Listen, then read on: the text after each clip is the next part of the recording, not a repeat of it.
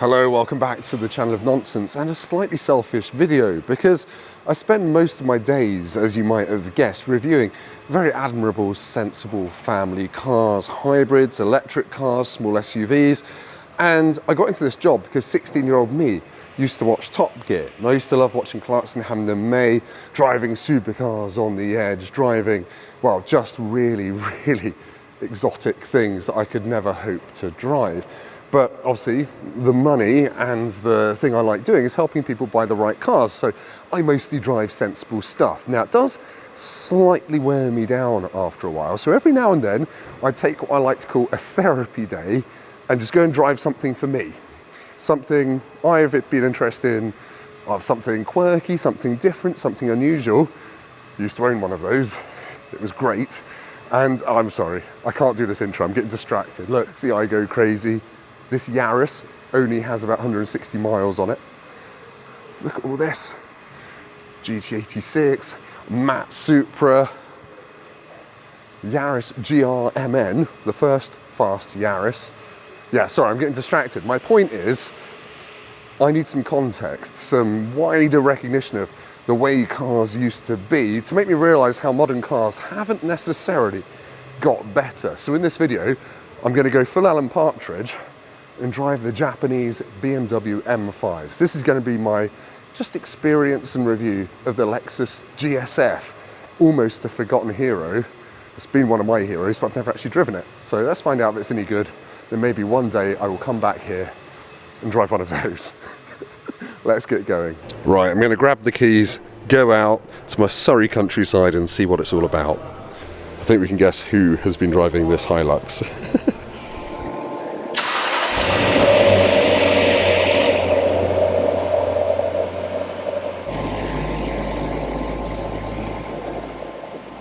Okay, I've brought the GSF to the lay-by of justice. I'm not going to get my tripod out, I'm not doing that sort of video. I'm just going to walk you around it and show you some of the cool stuff. I think it looks magnificent. I would have preferred it in blue, but whatever.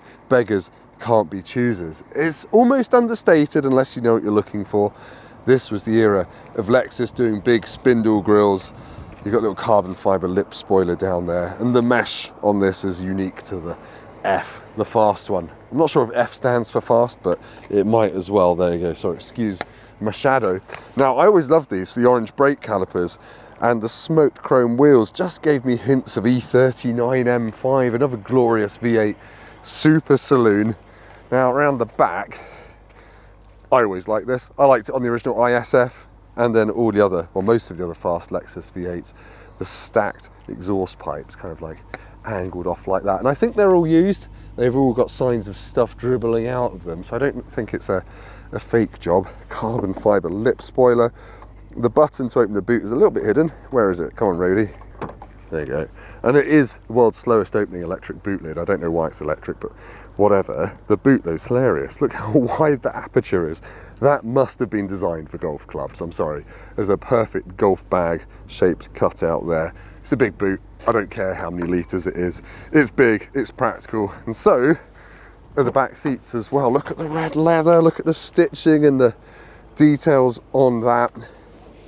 Little ashtray there, very Japanese.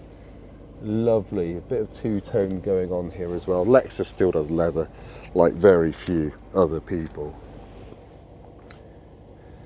Yeah, nice and comfortable. Now up front, I guess it shows its age a little bit, but really it's not that bad. Big circular steering wheel there. Well, not too big actually, I guess. You've got carbon fibre on this one. I guess they probably all came with carbon fibre. Digital dashboard there, which my polarizer is killing. There you go, so I've got dirt on it. There you go, digital dashboard. Dainty little speedo down there. And this heavily recessed screen there that you have to use this kind of floating mouse pad. I don't like that, I've never liked that, but look, you've got physical climate controls in here, you've got heated and cooled seats, you've got everything, CD player, you've even got a glove box that opens gently. Looks, the person that designed that, they cared, and they've made it very, very nice feeling. Alcantara everywhere up here. Hello!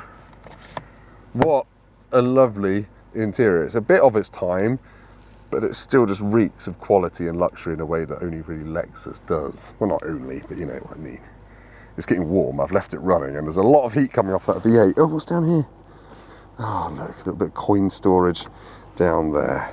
Yeah, this is perhaps the most important bit of the GS F, isn't it? 5 litre, naturally aspirated V8, no turbos here, 570 horsepower, you've got 530 newton meters of torque.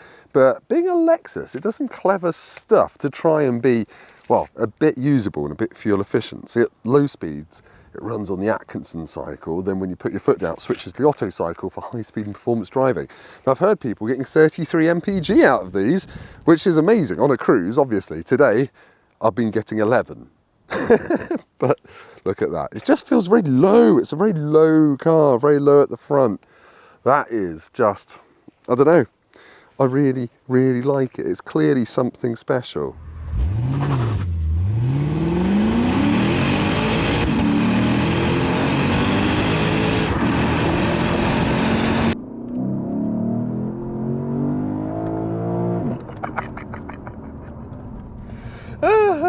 I was prepared for this to not feel fast in a way that I've been spoiled by turbocharged V8s and hybrid V8s and all the rest of it. It loves to rev, and it does only really get going at the top 3,000 RPM, but it makes a great noise the whole way up to kind of that 7,500 RPM red line. Okay, initial impressions then, very first impressions are, the steering is very light. It is very light, there's no feel there. And actually, I'm slightly surprised, because I remember some cars back in 2015, 2016 still having semi-decent steering. This is just a little bit too wafer thin for me in terms of what you're getting back through the rim, but you can tell there's a decent chassis underneath it.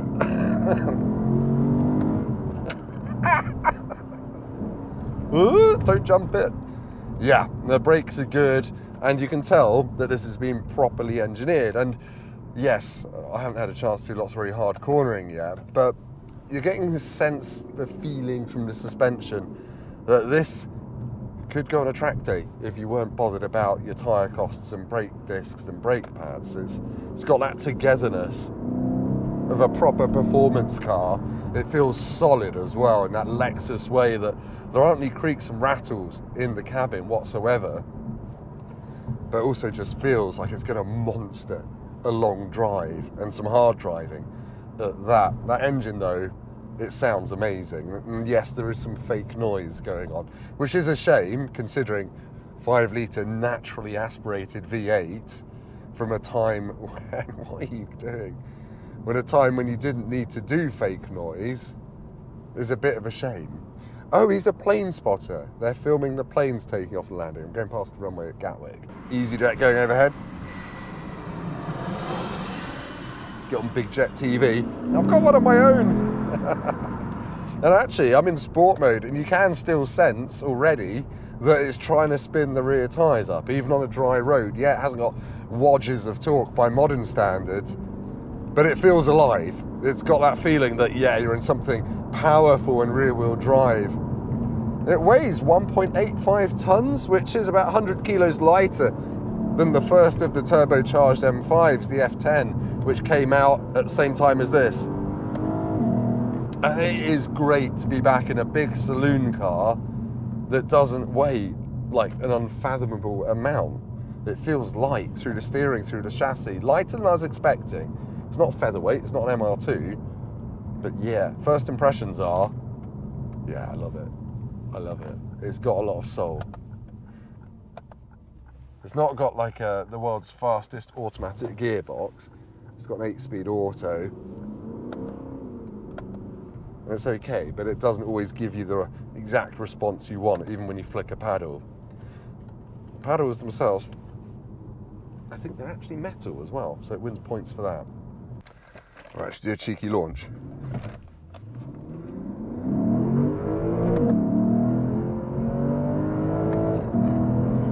Yeah, notice how it wasn't pushing me back in the seat or anything like that. It's just nice, linear, naturally aspirated power with a bit of a top-end kick to it. Now, one of the trick things Lexus's engineers did for the GS F was to give it a torque vectoring differential, so you can adjust how much the back end reacts when you get on the power coming out of a corner. And you can press a button down here, sorry, sensible Tim, called TVD, and you can adjust the torque vectoring differential between slalom, track, and standard. I think I'll leave it in standard for now because it's already in Sport Plus. You can feel the back end moving on the power. I love it. The only thing is, the steering is not giving me enough. The steering is too light. It's a bit of a shame. It doesn't really weight up much either when you're leaning on it. It is a pity. I think if you're buying this to be an M5 rival, you're gonna probably expect and want a bit more heft from your rim, and you're not getting it. But there's still a lot to like about this dynamically. The response of that engine when you're in the right gear is just instant. It's just electric. And the noise. The noise is ridiculous. It does feel like a car from a bygone era. It really does remind you that modern cars with turbocharging, yes, they're more responsive than turbocharged engines of old, but there's still a bit of a lag and that kind of slightly artificial feeling of like, oh, here's loads of torque, it's making it feel really fast, and it is fast, but it's not as satisfying as wringing the neck of a naturally aspirated 5-litre V8. And in a modern M5, when it starts lighting the rears up, not that they really do that now four-wheel drive, but if you're in the rear-wheel drive mode, it does it slightly unexpectedly, slightly scarily as the big gobs of torque go to the back wheels, whereas this, it is lighting the rears up a bit, but you can feel it all happening, and it's happening higher up in the revs, and it's just a more predictable car to drive. Yeah, okay, I'm glad I've met the GS F. This feels very good, very special. Woo. Yeah, when you're above 4,000, 5,000 RPM, this thing is starting to get a shift on. It is great. It's not going to win any modern traffic light Grands Prixes, but yeah. A little bit of slip from the back end out of the junction. Oh, lovely. And I haven't even spoken about these thin A-pillars and the fact that you can see out the back corners of it, despite the fact it's a big car. A lot's changed in 10 years, man. A lot has changed. I'm trying to use the infotainment system on the move with the old Lexus. Oh no, I don't like it. The old Lexus gamepad of doom. I just want to pan the map. No, can't do it. That is the area where Lexus has come on leaps and bounds in the past 2 years, really. Infotainment systems that make sense, that you can just touch or use a normal knob for. Yeah, the downshifts from this gearbox, it doesn't blip them. Certainly not when you're just pootling around. It's just like, here's first, here's second. It's like someone's handing you, you know, a plate of something at a dinner party. They're not throwing it in your face. Here's a flare of revs. It's like, here's a gentle piece of salmon, not an aggressive piece of trout. Now I'm going to stop burning quite so many hydrocarbons per second just to talk about the ride. It's really impressive. Now this does have adaptive dampers on it which are tied to the drive modes, but you can customize the normal mode so you can have either sport chassis or normal chassis. And in normal mode on bumpy, crappy country roads, it rides really nicely. I'm not getting horrible thuds into the cabin. There's a massive drain cover there. And in a modern M5, that would have clattered you just because it weighs 2.4 tons. But this just does the job really nicely. Put it in Sport Plus, and it stiffens up a bit. I just wish that steering got heavier, but here we are. I'm starting to get an appreciation of what this car is really about. It is a bit of a cliche, but it is a proper cruiser, comfortable, high-tech, luxurious, but with a wonderful, wonderful engine that you can either just pootle along in top gear and just tickle, or thrash the nuts off and make a really good noise and pretend you're in a NASCAR. Your choice. The surprising thing is, even though I'm just dawdling at the moment through all these kind of rural 40 limit roads, the engine's still there, making itself felt. You can tell it's a V8. You can tell it's got some character. You can actually use a tiny little bit of the revs without breaking all the speed limits. If it was a turbocharged thing, it would just be like, and then you're doing 40 and you never got any of the good noise. This one delivers the good noise on a plate, even when you're just trundling around. And I don't really care if it's fake noise, which it is. It uses the back speakers to augment it as well as the front ones. It's all right. Well, what's it going to be like for long journeys, though? Luckily, I'm at my 70 mile an hour limit road, so let's give it a bit of stick, get up to 70 miles an hour, and see how quiet or otherwise it is.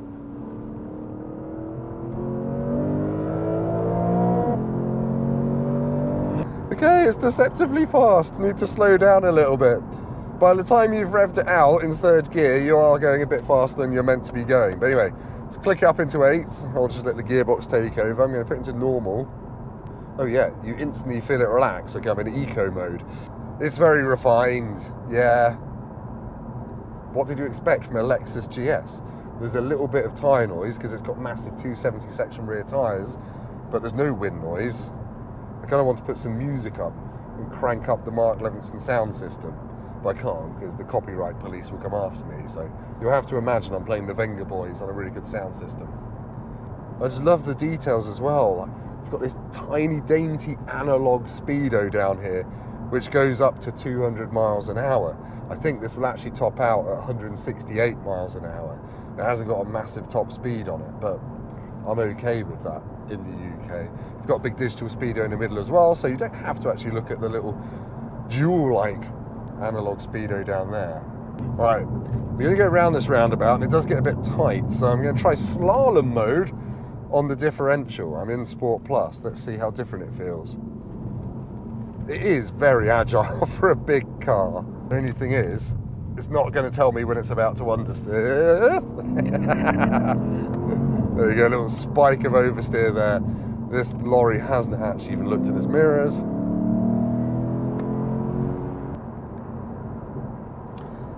There's a Ferrari Dino just gone the other way. My car's cooler. Eric Clapton probably hasn't had one of these, and he's problematic. One thing I would say now, I've put more miles on this GS F, is that the 8-speed torque converter, it's fine, but gearboxes have moved on. Even torque converters that give you more drama, more blips on the downshifts, and they're just quicker to respond than this. It's fine, but you end up just putting it in manual mode and taking control yourself. And even then, it doesn't respond quite as quickly as you might hope. It's not a dawdler, it's no BMW SMG, but it's, yeah, it's a little bit behind the times. If you leave it in D, it can sometimes take a moment to kick down, a moment longer than you might expect. And sometimes when you finish accelerating, it takes a bit too long to shuffle up, so it just leaves the revs really high. But these are minor quibbles, really. Now, I know this is a massive cliche, and I need to hand in my journalism card after saying this, but I can't get over how refined it is in here in terms of creaks and rattles. There aren't any. I mean, this car has only got 9,300 miles on it, so it's barely run in, you would argue. But even so, on a bumpy road in the stiffest suspension mode, there's just nothing. Any noises you can hear in my filming equipment down there. Normally, even in a modern car, it'd sound like there was a skeleton orgy going on underneath bits of the dashboard, but not in the GS F, the mighty GS F.